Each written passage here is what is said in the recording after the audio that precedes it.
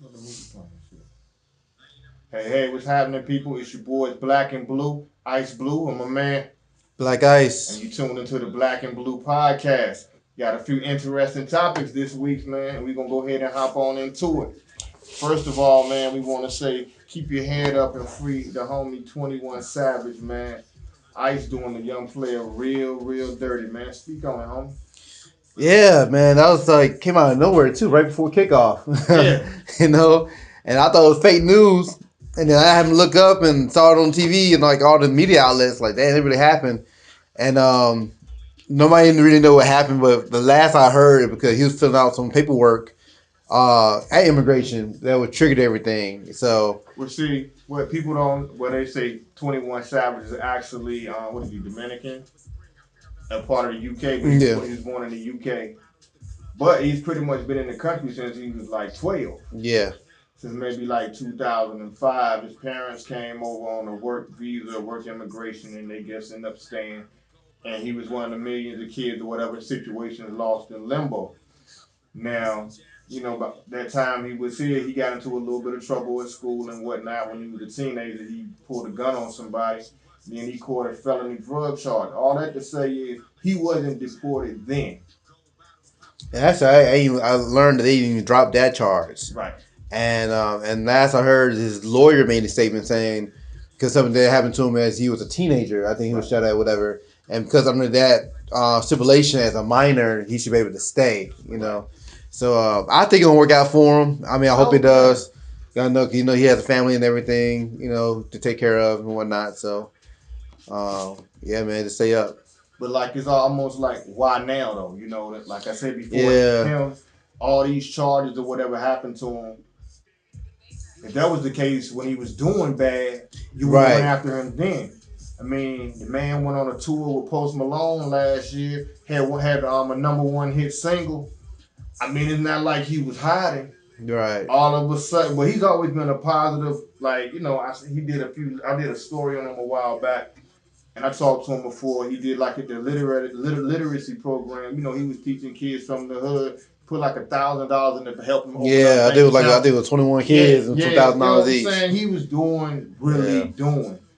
And Yeah, I definitely like think why hit him now? Now he's saying a few as you age and you mature, you see the world. He's speaking on a few things besides the environment he came from. And all of a sudden ICE came from him. It's an unfair situation. Keep your head up, soldier. We riding with you over here. Salute, man. So with your man Killer Mike, man. Yeah, man. I finally checked out the show Trigger Warning Okay, on cool, Netflix. cool. I I guess saw it too. it's like a comedy docu series hybrid of a show. If you haven't checked it out, definitely check it out. It's 6 episodes, 30 minutes each. It don't take long to get through the series. But lately he's been on the media run talking about the show. He was on Breakfast Club, Right, right. and I saw him yesterday on Sway, Okay. and well, on Breakfast Club, he got into a DJ Envy about the education thing, Right. and he exposed a staff on Wade's squad too. He did what? He exposed somebody on his squad, Well, DJ Wonder. please don't lose that point. But it's like the situation with him and DJ Envy. I kind of look at it. I see both of them as being it's not a right or wrong. I understand both of their points of view.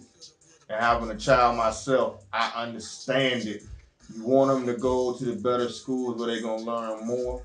But at the same token, what Killer was saying, you wanna protect them and build their strength and their structure before you send them out. So it's the catch 22. So Yeah, you know what? I disagree with both of them, but I ride one with Mike, okay, and because it's funny because I saw DJ Envy get just as defensive when Dr. Umar Johnson was on the show, mm-hmm. and talk about education, and he made a good point too. Because and I think Envy got offended because I think at the time his son was dating a white girl or something like that, and Dr. Umar is about self preservation, in the Right. community, and it's funny 'cause I remember my priest said the same thing. He said how his grandma told him that too. Like, your kids gonna want whoever they're around. You know what I mean? So it's like, so you can't say you want your kids to be with like their own if they're around white kids all the time. Right. But I also believe I agree with Killer Mike because and he pretty much saying the same thing Dr. Moon Johnson was saying. the kids are more. They have the most influence between birth and the age of 13. And so he's like, yeah, so Mike said at the age of 13, they can diversify or whatever, but at least his core will already been set.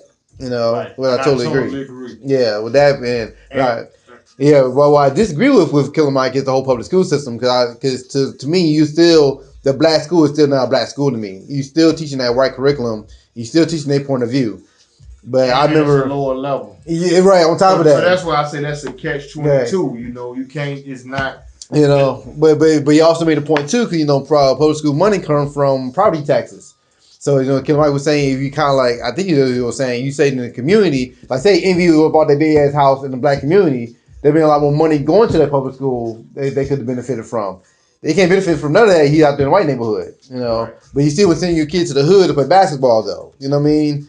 It's a catch-22. It is. It's a lot. Yeah, it's about preference at the end of the day. And one thing I can't say about the conversation, they both want the best for their children. Right. You know what I mean? So that's like a hard argument. Yeah, it was no right or wrong. Yeah. So, but I thought it was funny because Envy definitely got his feelings about that, and I feel Mike was coming from all day long. You know what I mean? I saw both of their views. Yeah. Like I told that was just a good discussion. So I mean, definitely watched the series, watched the interview, and so I started watching the interview he did on Sway in the morning.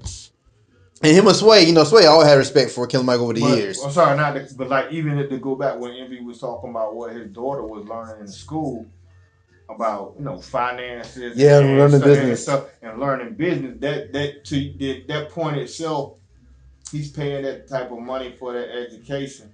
But then it makes you wonder why America's school system is so behind. Because why aren't you teaching that in public schools too? Because it's really going to benefit the welfare of the country in the future. Well, I think you kind of know the answer to that. Though. I know the answer to it. My point is that's why I couldn't be mad at Envy for wanting his child to get that which they're not going to get. But Mike had a rebuttal to that. He's like, she learned some of those same things from him directly. You know what I mean? Because Envy flipping houses and doing workshops and stuff. So the education she getting at school, she could have got that. Mike was saying she could have got the exact same education directly from him because he's doing those things. That's true. In real life, you know what I'm saying? So I see that, but yeah. Yeah, you know what I mean. So and Killer Mike hit him with the hook, man. I thought it was so hilarious. You said, "Yo, you spend all this money and go to all these schools to be with these white folks, and what you doing? Being a DJ." And then he was like, "I'm not a DJ, entrepreneur." I'm like, he was like, "Yo, we both sing and dance." And he's like, "I ain't knocking you." He's just making a point. You could have went to public school to be a damn DJ. I was like, yeah. So yeah, I mean, it was a real good back and forth conversation. What happened with Sway though? Sway always had respect for Killer Mike like throughout his whole career. So while they were talking, one of Sway's staff was talking behind the camera with this white guy, DJ Wonder. And basically, DJ Wonder kind of exposed himself. You know what I mean? So, Kid Mike was like, "Yo, you gonna check out my show?" And he's like, "Well, it sounds like a whole bunch of, like, I'm not saying this is what your show about, but it comes off as if you're doing a lot of white bashing, and I don't want to sit through that." And he's like, Kid Mike, like, it ain't even about that, It's like, and basically, he ain't saying these words, but basically, Kid Mike was trying to say is, just because I'm pro-black don't mean I'm anti-white. But he made a good point, white people always accuse black people, well, depend on the government, they need me more self-sufficient, blase, blase. And then as soon as they start talking about that, now it's being racist now. You know what I mean? Right. So he pretty much called him out on his shit about it. And Killer Mike asked him the question about, the racism and, and the wealth disparity in the country. And DJ Wonder said, well, it's God's will. And he said some more stuff, and he said something else after that. So Kid Mike was like, well, what do you mean when you say about God's will? You know what I mean? Like, you mean God's will that we supposed to be fucked up under you, or you know what I mean? And DJ Wonder tried to clean it up. It wasn't working. He was pretty much exposed. Yeah, so I mean, but DJ Wonder been working with Sway for years now, so it just lets you know he got these. And not saying all white people in hip hop culture are bad, but there's a lot of them in that culture that feel the way he feels. You know what I mean? True. So Kid Mike was like, well, you listen to rap music, don't you? Like, yeah. And like you listen to rap music, you heard them talking about crackers all the time. So what's the difference if my show really was about that? Well, I just listen for the beat. And it's like, but you're not culture though. You're on the show. You know what I mean? So basically, he put him in the corner, and he couldn't get himself out of that. Like he couldn't say nothing. Like your man was out there. Man, he was out. So Kim might look, man. I give you my number after the show. Check it out. You can call me yourself and let me know what you think. But it's not bashing at all. And which it wasn't. I watched the whole series. It wasn't white bashing at all. It was cool. I thought it was gonna be deeper than what I was expecting. So that maybe I was hoping to be deeper too, but I wasn't mad at it. It just wasn't what I was expecting. So but one thing, but it wasn't for us though. You know what I mean? Because we already know what it is. He was trying to spoon feed other people to be closer to be knowledgeable like we are. Okay. And then from watching from that perspective, I get it because he went too heavy and too deep. He would have lost the audience. Cause Killer Mike cool with a lot of people in the hood. But he can't talk to hood niggas like he talked to me and you. You know what I mean? Yeah, you got to spoon feed it to him. In a way, our podcast does that. We don't get too deep. This is enough to make you think. And then that'll Killer Mike say that's all he want to do with his show is create a conversation. Same thing we do over here. Like we're not trying to tell you what to believe, what not to believe. Just think of it a different way and come to your own conclusion.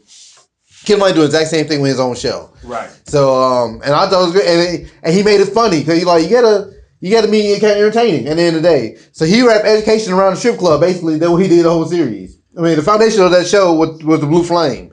And then learned through that. So I respect what he did. Like I respect it too. Yeah. But like you, I was hoping to get something deeper because we know Killer Mike can go deeper. We know that. We know Killer Mike for years. But I see what he's doing. Like he don't want to preach to the choir. He's trying to get more black people being more aware. Okay. And then if I'm looking from that perspective, I see because I think his main thing he's evangelizing. He's just trying to free his people from white Jesus. So that's his that thing. Was funny in the show. but he emphasized that. It was. Oh man, that particular was like my favorite episode. But that was like how you just explained it. I get it now. Yeah. Cause I wanted to be like, everything you said was 100% right. Yeah. Which y'all don't get when what was it with Creflo? Yeah, man. You gotta watch that different Creflo. Right, yeah. But soon he thought it was off camera. What Creflo say? Well, some of our people like they were worship this white figure. And he was hating on Jules. Yeah. But he basically selling the same product. You know what I mean? He's selling the same product. They say, what black people don't know, man, all these black mega churches, it's a white person behind it. Like, if a black man can't walk in and get like a $20,000 loan for a shop, how you think a black man walked in and get a multi-million-dollar deal for a building? There's a white man behind it, I guarantee you, every time. Even Eddie Long. Eddie Long had a white person behind it. I forgot his name. You gotta bring us into that one. Yeah. Think about it, man. They all come. Is a white puppet master behind all of them. As a matter of fact, I forgot the guy's name. I wanted to say Kendall Copeland. He is the highest paid pastor in the U.S. and he's worth $700 million. Second place was worth like 93. So who that was behind? I want to say it was Joel Steen. See, look, while we talking, see who that was behind the If you can't. Yeah, man, but it let you know, man, because like, look how they taught. All those black pastors went to a white seminary, and they had to pay for white system, and you still got to pay that white organization because they own the Baptist church and the Methodist church, and which all came from the Catholic church. So it's like, So he trying to, and I know Killer Mike knows all these things. He could have went as deep, but he just trying to like just put a little something in you to think about. You know what I mean? So, but yeah, man, like I thought that was crazy. Yeah, because T.D. Jakes was on that list. He was far down that list. So Kendall Copeland, he had a hand of a whole bunch of different churches. So he get a piece of the pie out of all these churches. Okay. That's how he worth $700 million. So he come from that one church. He not come from his church. Like I say, they put a black guy in the front, but he's a white guy financing it. Yeah, hip hop, same thing. Like this is not a new concept. You know what I mean? It's not a new concept at all. Just a different G. Yeah, you know what I'm saying? NWA had a Jewish person behind them. Like everything you look at, it's a white person behind them financing it. Because we just want the spotlight so damn bad. And but yeah, they get into the money, man. Like that was crazy. But I thought it was really good. Something, and it's fun to watch. Don't watch with your kids because Killer Mike do start his own religion, and he got so big that he had to move to the strip club. Cheeks clapping while he preaching. Oh wow! So that's true. Yeah, so that was really good, man. What you think about the Super Bowl, man, down here in A? What's going on, man? I I purposely avoided the city the whole week. I didn't do any of the events. I didn't go to the exhibits, the concerts, or anything on my end. However, I did talk to people throughout the week about what they did, and it was funny because like I either heard people said it was kind of dead for Atlanta, or it was like really lit. You know, so I Yeah, guess like about where you went. at. Yeah, all depends where you was at in Atlanta.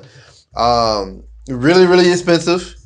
Um, down here in Atlanta, you saw these hotels, hole in walls going for like $1,000 a night plus. The same clubs you charge $10, charging $50 to $100 getting into some of this stuff now. See the same people you saw the week prior. Like this is like baffles me, man. But I think a lot of people. I saw a lot of black people complain. They really wish the Saints would have went because they feel like it would have been more lit, so to speak, in Atlanta. And what I learned is Atlanta was lit. They just didn't have the money to party like that. Because I even had some white people, and they were having the time of their life because there was like some real high end stuff going on. And we had to realize, man, none of this stuff is for us. We keep forgetting that. It's not for us. They wanted the Rams to go because people were flying in from LA. They had LA money. You know what I mean? Like you thought people in LA spending $1,500 for a closet to live in. You know what I'm saying? So these people had money to spend, and I was thinking about it too, man. A lot of black people like work for the government. They probably just got back from the shutdown, trying to recover. That was being affected. You know what I'm saying? So it was a lot going on that was affected by it. And I did see a lot of black people in the streets, seeing the exhibits and stuff. But I think as far as spending money wise, white people has the wealth. It is how it is. It is what it is. You know what I mean? And but I decided to skip the game itself. I'm glad I did because when I got home and saw the score, I was like, I know I ain't missed nothing. I didn't really see the game either. I did watch the halftime show on YouTube. And then I saw one of the commercials with the football commercial with Marshawn Lynch and the football, and they was all hopping for it and everything. So that was funny. But I saw Big Boy did his thing at the Super Bowl. I heard he only had like 7 bars. Yeah, but he did. Like he came out there in the caddy. Yeah, I mean I heard he was fresh. I saw the pictures. He was fresh. Yeah, he wasn't smart. Because then the next day, he dropped a single with Sleepy Brian. What was doing it. He dropped he started the new single. And he announced a Dungeon Family tour coming in April. Yeah. So now like, okay, I see why he did it because like that was a good way to launch pad. Cause, he signed to a new label now too. But he signed with Hitco with L.A. Reid. L.A. Reid. Yeah. L.A. boy. That's Yeah, you know what I mean. And he's still like the biggest act on that label. So I'm pretty sure that was a combination of Big Boy and L.A. Reid promoting. Himself out there. So I see why he did it. Not saying I agree with it, but I see why he did it. I went to over the weekend. I went to this organized noise event. How was that? It was decent. Yeah. They sound system. They ain't had the people that was there like Backbone, Cool Breeze. They ain't had a dance for them, man. People wanted to see them boys get down. I mean, Cool Breeze was T.I. before T.I. Y'all don't know. But it was cool though. Sleepy Brown did his thing. He's jamming with his pop. They brought out Blackberry Molasses, Bobby V, and what's the boy? Mister. They I would love to see that. They we're gonna put some clips up of the show. Some of the events that was going on from that show. That was real dope. And then I wish I would have went. I really wanted to go, man. I was busy here in the studio that night, but. And Sleepy said, "Big." It's funny with the whole bringing back to the whole Super Bowl. Sleepy said, "Big Boy got an album coming out. He got an EP coming out, and him and Big Boy got a joint album coming out." Well, they should have been done. Yeah. They work best together. Like Big Boy's best solo tracks come with Sleepy Brown. That is a 1-2 punch. I mean, I love Big Boy by himself, man. But the song he does with Sleepy, the chemistry, they've been together since they were like barely adults. You know what I mean? You talk about 20+ years. Yeah. And Sleepy is still a hell of a songwriter, and musician. Man, yeah. So I hope it's a lot more Sleepy on the album. Mayfield on Andy Boy, his dad was like one of the members. A brick. Mm-hmm. He had his pops out there jamming. It was a tight little groove. What's up, man? A tight little groove, But yeah, Bow Wow got the Oh yeah, oh, man. man. So much happened this past weekend. Yeah, I saw the pictures of Bow Wow. He looked really rough, and They said he was in a club and him and his girlfriend what they said.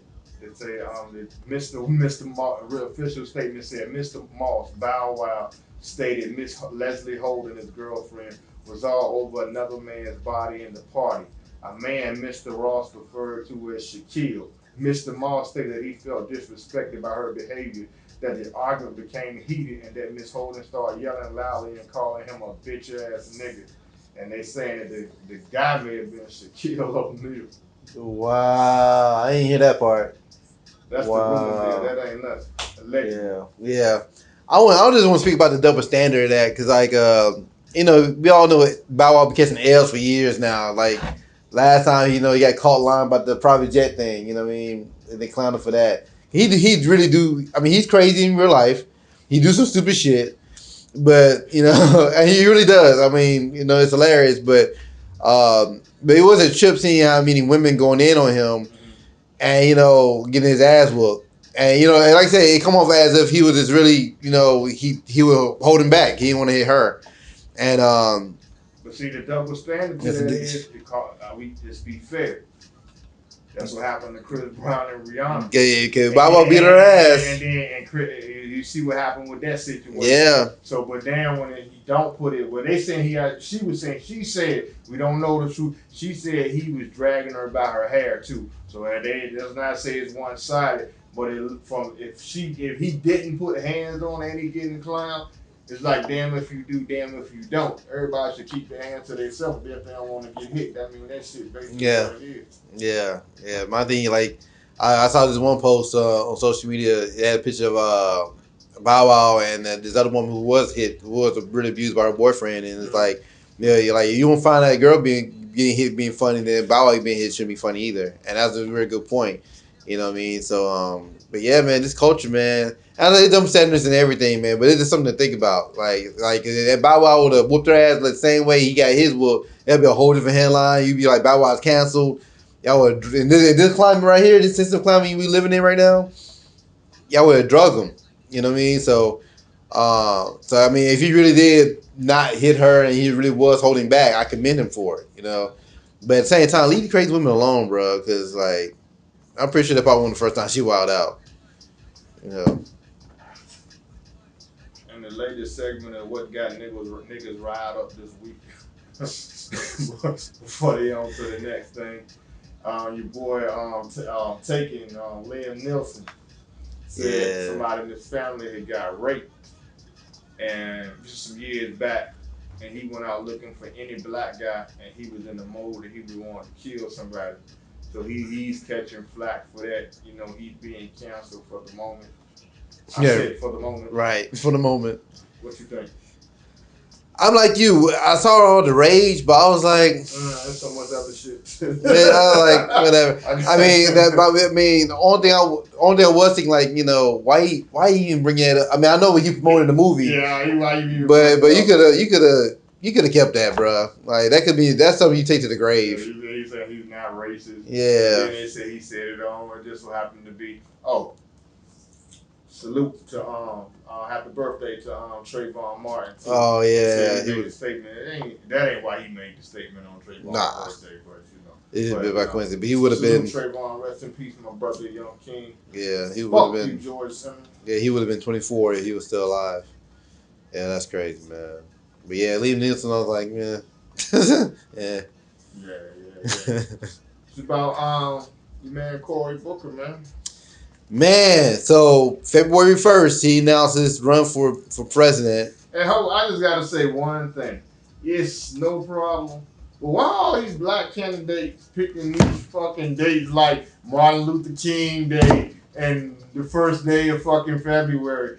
If you gonna run, shit.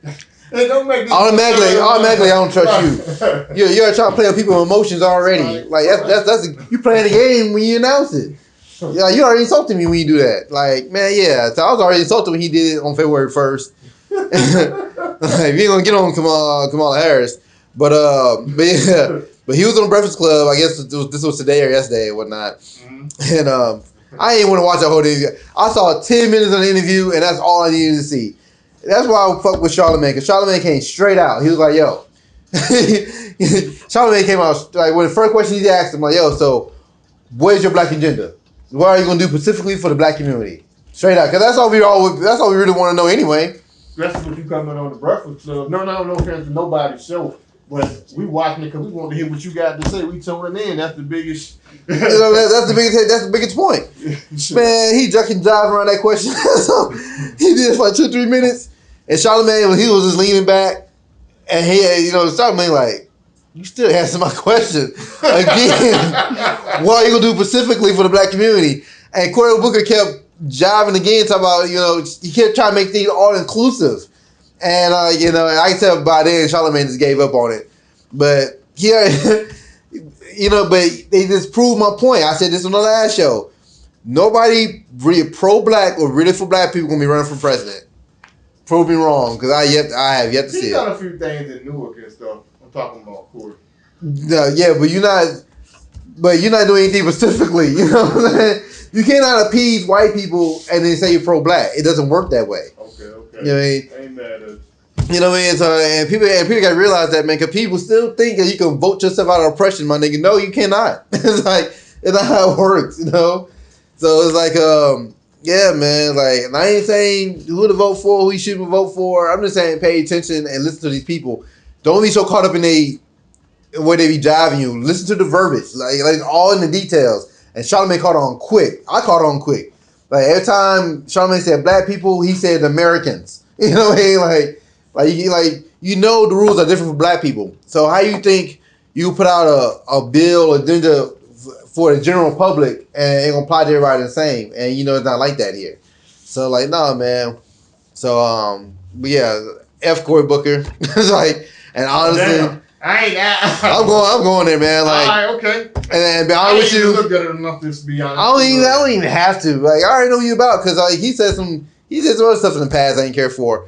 But it is funny, man. There's gonna be so many candidates coming out because they just feel like just because Trump ran and won with little credentials, everybody feel like they can do the same thing. Don't worry. And Cory, you still black, bro. you don't have the same privilege. It doesn't work that way. And to be honest, I don't see him lasting 6 months in this thing. You're gonna run out of money. Because you gotta think about that election is next fall. Like, you're not gonna have enough money to last that long. You might get some people. Nah, white people don't like him that much. I don't think. What about black people? I don't think we care for him that much. Not enough to carry him through the summer. I don't think so. That's a lot of money. That's a lot of money. I mean, I think Harris got a better chance to last longer than he is. Okay.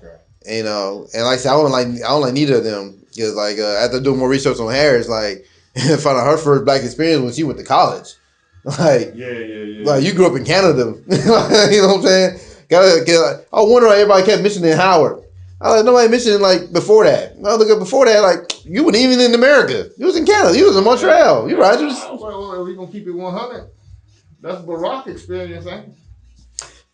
But I felt the same way about him. I felt the exact same way.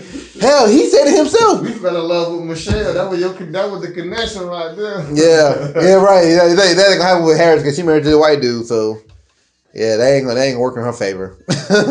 Damn, boy, you really did an attack on your man Cory Booker. What'd he do to you? Nothing. I guess so. Nothing for black people. Nothing. Well, I won't say he did nothing for black people. Like you say, he did some stuff in Jersey. Yeah. Well, why you just went on this verbal attack on Cory Booker? What you think about the gay Tupac? Jussie Smollett, your man called himself the gay Tupac in one of his first appearances, after he got assaulted. And as we reported last week, somebody supposedly had to make America great again on tackling him. Called him a gay, black, whatever, put a noose around his neck. You kind of called it. You threw up the red flag early. I